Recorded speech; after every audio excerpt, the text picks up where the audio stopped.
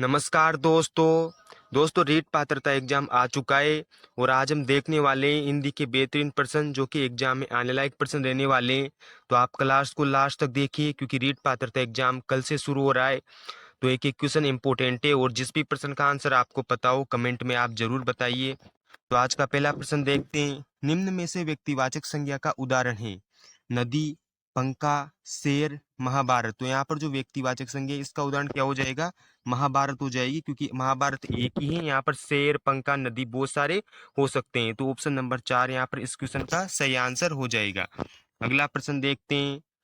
निम्नलिखित में से सर्वनाम कितने प्रकार के होते हैं? 4 प्रकार के, 5 प्रकार के, 6 प्रकार के या 7 प्रकार के? तो जो सर्वनाम है ये 6 प्रकार के होते हैं। ऑप्शन नंबर 3 इस क्वेश्चन का यहाँ पर सही आंसर हो जाएगा। अगला प्रश्न देखते हैं। संस्कृति शब्द का सही विशेषण शब्द है। इंपोर्टेंट क्वेश्चन है। संस्कृत, सांस्कृति, सांस्कृतिक, सांस्कृतिक। तो यहाँ पर संस्कृति शब्द का सही विशेषण क्या बनेगा? सांस्कृतिक बन जाएगा। तो ऑप्शन नंबर 3 यहाँ पर इस क्वेश्चन का सही आंसर हो जाएगा। अगला प्रश्न देखते हैं। खगेश शब्द का सही संधि विच्छेद होगा। इंपोर्टेंट क्वेश्चन है। खग प्लस एस, खग प्लस ईस, खग प्लस ईस, खगा प्लस एस। तो खगेश शब्द का यहाँ पर सही संधि विच्छेद क्या हो जाएगा? खग प्लस ईस हो जाएगा। ऑप्शन नंबर 2 यहाँ पर इस क्वेश्चन का सही आंसर हो जाएगा। अगला प्रश्न देखते हैं।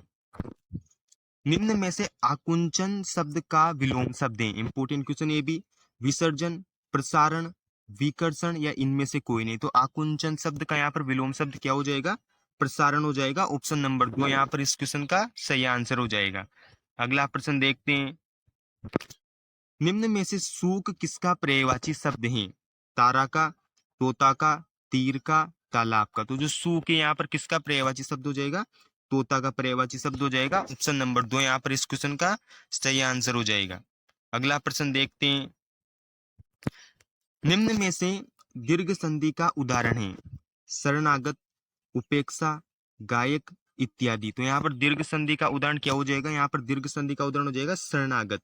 यहाँ पर जब हम इसका विच्छेद करेंगे तो क्या बनेगा? शरण प्लस आगत, यानी कि इसमें बड़ा आ आ रहा है और जहां पर भी बड़ा आ, बड़ा ई, बड़ा उ आता है वहां पर दीर्घ संधि उपयोग में ली जाती है। और यहाँ पर उपेक्षा शब्द में गुण संधि है, गायक शब्द में अयादि है और इत्यादि में यण संधि हो जाएगी। अगला प्रश्न देखते हैं। निम्न में से अनेक शब्द में उपसर्ग हैं। उपसर्ग हैं, अनुपसर्ग हैं, अने उपसर्ग है, आ उपसर्ग है। तो अनेक शब्द में यहाँ पर कौन सा उपसर्ग हो जाएगा? अनुपसर्ग हो जाएगा। ऑप्शन नंबर 2 यहाँ पर इस क्वेश्चन का सही आंसर हो जाएगा। अगला प्रश्न देखते हैं। निम्न में से याचक शब्द में प्रत्यय हैं। इंपोर्टेंट क्वेश्चन है। क प्रत्यय, अक प्रत्यय, चक प्रत्यय, आचक प्रत्यय। तो याचक शब्द में कौन सा प्रत्यय हो जाएगा? यहाँ पर अक प्रत्यय हो जाएगा। ऑप्शन नंबर 2 यहाँ पर इस क्वेश्चन का सही आंसर हो जाएगा। अगला प्रश्न देखते हैं। किस शब्द में कु उपसर्ग का प्रयोग नहीं हुआ है? कुपुत्र में, कुमति में, कुशल में, कुलक्षण में। तो यहाँ पर कु उपसर्ग का प्रयोग किस में नहीं हुआ है? कुशल शब्द में नहीं हुआ है। ऑप्शन नंबर 3 यहाँ पर इस क्वेश्चन का सही आंसर हो जाएगा। अगला प्रश्न देखते हैं।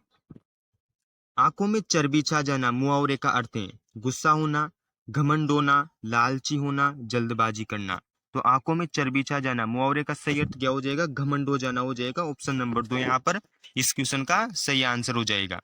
अगला प्रश्न देखते हैं। कौन सा शब्द आकाश का पर्यायवाची नहीं है? व्योम, सोम, नभ, शून्य। तो यहाँ पर व्योम आकाश का पर्यायवाची है। सोम यहाँ पर आकाश का पर्यायवाची नहीं होगा क्योंकि अमृत का पर्यायवाची है। और नभ और शून्य भी यहाँ पर आकाश के पर्यायवाची हो जाएंगे। तो ऑप्शन नंबर 2 यहाँ पर इस क्वेश्चन का सही आंसर हो जाएगा। अगला प्रश्न देखते हैं। लघुता शब्द का सही विलोम शब्द है। इंपोर्टेंट क्वेश्चन है। विपुलता, विशालता, गुरुता, विराटता। तो लघुता शब्द का यहाँ पर सही विलोम शब्द क्या हो जाएगा? गुरुता हो जाएगा। ऑप्शन नंबर 3 यहाँ पर इस क्वेश्चन का सही आंसर हो जाएगा। अगला प्रश्न देखते हैं। निम्न में से तन्वंगी शब्द में संधि है अयादि संधि है, यण संधि है, गुण संधि है, दीर्घ संधि है। तो तन्वंगी यहाँ पर कौन सी संधि होगी? इसमें यण संधि हो जाएगी क्योंकि एर लव आगे, एर लव के आगे जहां पर भी आधा शब्द आता है वहां पर यण संधि का उपयोग किया जाता है। अगला प्रश्न देखते हैं। जो नियम के विरुद्ध हो कहलाता है गैर नियम, नियमानुकूल, अवैध, असंवैधानिक। तो यानी कि जो नियम के विरुद्ध हो क्या कहलाता है, अवैध कहलाता है। ऑप्शन नंबर 3 यहाँ पर इस क्वेश्चन का सही आंसर हो जाएगा। अगला प्रश्न देखते हैं, निम्न में से वनवासी शब्द में समास होगा, कर्मधारय समास, द्विगु समास, तत्पुरुष समास, द्वंद्व समास। तो वनवासी यानी कि वन में वास करने वाला, तो यहाँ पर कौन सा समास हो जाएगा, तत्पुरुष समास हो जाएगा।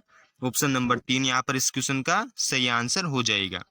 अगला प्रश्न देखते हैं, ट और ठ शब्द का सही उच्चारण स्थान है, तालु है, कंठ है, मुर्दा है या इनमें से कोई नहीं। तो ट और ठ का सही उच्चारण स्थान क्या हो जाएगा, मुर्दा हो जाएगा। ऑप्शन नंबर 3 यहाँ पर इस क्वेश्चन का सही आंसर हो जाएगा। अगला प्रश्न देखते हैं, निम्न में से समुदाय शब्द में लिंग है, यानी कि समुदाय शब्द में कौन सा लिंग है, स्त्रीलिंग है, पुल्लिंग है, नपुंसक लिंग है या इनमें से कोई नहीं है। तो समुदाय शब्द में कौन सा लिंग हो जाएगा, पुल्लिंग हो जाएगा। ऑप्शन नंबर 2 यहाँ पर इस क्वेश्चन का सही आंसर हो जाएगा। अगला प्रश्न देखते हैं, बंदर पेड़ पर बैठा है, निम्न में से कारक हैं, करण कारक, अपादान कारक, अधिकरण कारक, कर्ता कारक। यानी कि बंदर पेड़ पर बैठा है, तो यहाँ पर अधिकरण में पर, तो यहाँ पर कौन सा कारक हो जाएगा, अधिकरण कारक हो जाएगा। ऑप्शन नंबर 3 यहाँ पर इस क्वेश्चन का सही आंसर हो जाएगा। अगला प्रश्न देखते हैं, आगमन विधि को अन्य किस नाम से जाना जाता है, विश्लेषण विधि, सामान्यानुमान विधि, उदाहरण विधि, सत्यापित विधि। तो आगमन विधि को यहाँ पर उदाहरण विधि के नाम से भी जाना जाता है। ऑप्शन नंबर 3 यहाँ पर इस क्वेश्चन का सही आंसर हो जाएगा। तो दोस्तों ये थे 20 इंपोर्टेंट क्वेश्चन, और आप कमेंट में बताइए कितने क्वेश्चन इनमें से सही निकले, और आप सभी को एग्जाम के लिए ऑल द बेस्ट। धन्यवाद।